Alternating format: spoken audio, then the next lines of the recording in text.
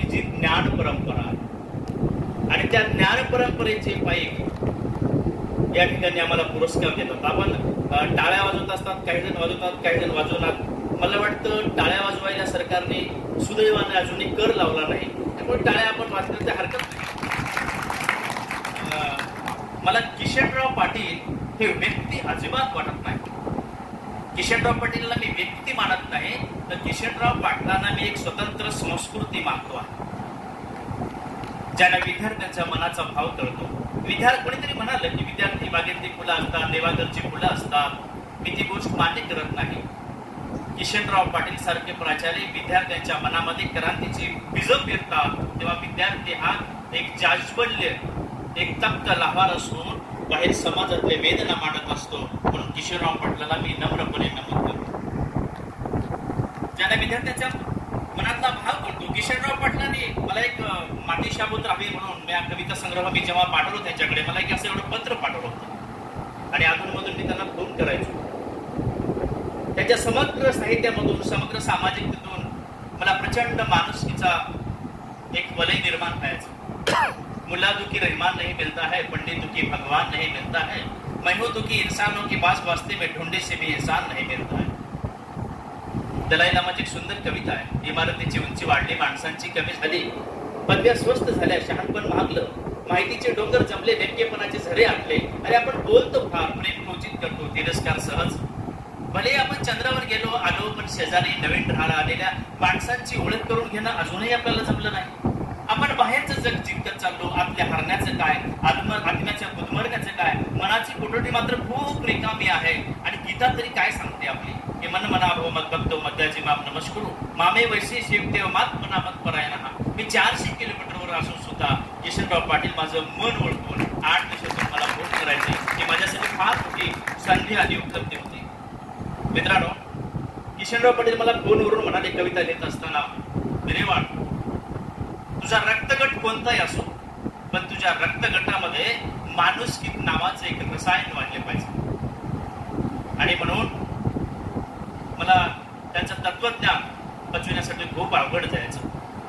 मी एक नम्रपणे नमूद करतो, हिंगोनेकर सर आमच्या नांदेड विभागामध्ये जे कुरुंदकर होते, तर या विभागातले कुरुंदकर किशनराव पाटील आहे. थकलेल्या माणसांची वाट आणि झोप नसलेल्या माणसांची रात्र खूप मोठी असते. ती जर सहन करायची असेल ना, तर शांत कसं राहावं हे किशोरराव पाटलाकडून आम्ही शिकलो. आनंदी जीवन कसं जगावं ते नेहमी सांगायचे. आनंद नेहमी चंदनासारखा असतो. तुम्ही दुसऱ्याच्या कपाळाला लावा, स्वतःची बोटी सुगंधित होता. ते म्हणायचे नेहमी, तुम्ही सत्याच्या मार्गाने चला. महात्मा फुलेचा प्रचंड अभ्यास आणि वाङ्मयाचा प्रभाव त्यांच्यावरती. ते म्हणायचे की तुम्ही सत्य स्वीकारा, कारण सत्य हा जीवनाचा पाया असतो आणि सत्याच्या मार्गाने चालणं सगळ्यात सोपं असतं, कारण त्या मार्गावर गर्दी फार नसते. ही जी भूमिका आज किशनराव पाटील नाही. 9वी कालिदासाने एके ठिकाणी सांगितलंय की 9वी मर गई, 10वी मर गई, शस्त्र 88, 33 कोटी देवता मर गई, पडे काल के फांसी, पीर मर गए, पैगंबर मर गई, हपी मरोगी, जपी तपी संन्यासी मर गई, जिंदा जोगी. ज्याला जन्म आहे त्याला मरावं लागणार आहे, पण ज्याला मरावं लागणार आहे त्यानं मरेपर्यंत कसं जगावं याचं उत्तर किशनराव पाटील. ह्या माणसाला प्रत्येक गोष्टीचं उत्तर आहे. मला खूप त्यांच्याविषयी भरून येतं, मी बोलतो, पण जास्तीचं काम ते माझं मला आठवण आहे. मी शेवटचे 1 मिनिट आपल्यासाठी घेतो आहे. किशनराव पाटील एक विश्वास ठेवणारा व्यक्तिमत्व. असं म्हणतात की श्वास संपला की माणसाचा जीव संपतो, पण श्वास संपला की माणसाचा जीव संपतो आणि विश्वास संपला की माणसाचं अख्खं जीवन संपून जात असतं. आपल्या जीवनावरती आपण प्रचंड निष्ठा ठेवावी. एक जाता तुम्हाला उदाहरण सांगतो की महाभारत आणि रामायण. महाभारतामध्ये जन्मताच एका माणसाच्या अंगाचा सुगंध येत होता, तिचं नाव द्रौपदी. आणि रामायणामध्ये जन्मताच ज्याच्या अंगाचा सुगंध येत होता त्याचं नाव गंधमादन. ज्यावेळेस ही ठोकठोक नळ नीळ सुग्रीव हनुमंत ही जी वानरं होती ती कुंभकर्णाकडे त्याला उठवायला गेली, त्याच्या छाताडावर नाचली. नाचल्यावर कुंभकर्ण उठला आणि तो उठून म्हणतो, अरे कोणाच्या अंगाचा सुगंध येतोय? गंधमादन म्हणला, माझ्या अंगाचा सुगंध येतोय, माझ्या अंगाचा सुगंध येतोय. कुंभकर्ण म्हणाले, I am proud of you. त्याला धरलं, पकडलं आणि म्हणाले की गंधमादना रावणाचं आहे मन, तुला मी सोडून देतो. गंधमादन म्हणाले, मी काय पक्ष बदलणारा माणूस नाही गं, मी अजिबात म्हणणार नाही, मी रामाच्याच पक्षाचा आहे, मी रामाचाच आहे. पुन्हा कुंभकर्णानं अशी मूठ मारली, कडड हाड मोडले गंधमादनाचे. गंधमादनाला सांगितलं, बेटा एकदाच संधी येते माणसाला जीवनामध्ये, आता तरी मन मी रावणाचं आहे म्हणून. त्याने सांगितलं, नाही मी अजिबात म्हणणार नाही.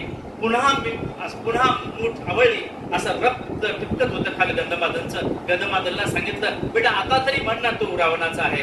त्याने सांगितलं, 1000 वेळा रावणाचा आहे म्हणून जिवंत राहण्यापेक्षा मी 1 वेळा रामाचा आहे म्हणून मरण पत्करेन, याला निष्ठा म्हणतात. आणि हे जीवनावरती निष्ठा टिकवण्याचं ज्ञान परंपरेतले जी माणसं आहेत त्यांना किशनराव पाटलांनी शिकवलं. त्याविषयी मी काय बोलणार आहे. एक शेवटचं वाक्य असं आहे की पुस्तकापेक्षा अनुभवाला महत्व असतं, पुस्तकापेक्षा अनुभवाला महत्व असतं, आणि कृतीपेक्षा सत्याला महत्व असतं, आणि गुरु परंपरेपेक्षा स्वाधीनतेला महत्व असतं. किशनराव पाटलांच्या स्वाधीनतेला आपलं व्यक्तिमत्व वाहून डॉक्टर अशोक कोते, कोळी, वल्ले सर ही सगळी माणसं काम करतात आणि मराठी साहित्यामध्ये ही परंपरा, ज्ञान परंपरा निर्माण करतात.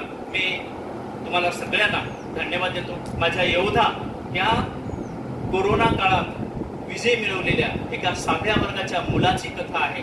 मी ती सांगत नाही, सगळ्यांच्या पुस्तकावर 2-2 मिनिटांचे हिंगोलीकर सर बोलणार आहे. परंतु मला जे पुरस्कार आपण दिला, या गावकऱ्यांचे समस्त गावकरी मंडळी या ठिकाणी उपस्थित आहेत, त्यांचे प्रतिनिधी, गावातले प्रथम नागरिक आदरणीय आमचे सरपंच साहेब उपस्थित आहेत. या सगळ्यांच्या वतीने माझा जो सन्मान केला, मी आपली कृतज्ञता व्यक्त करतो.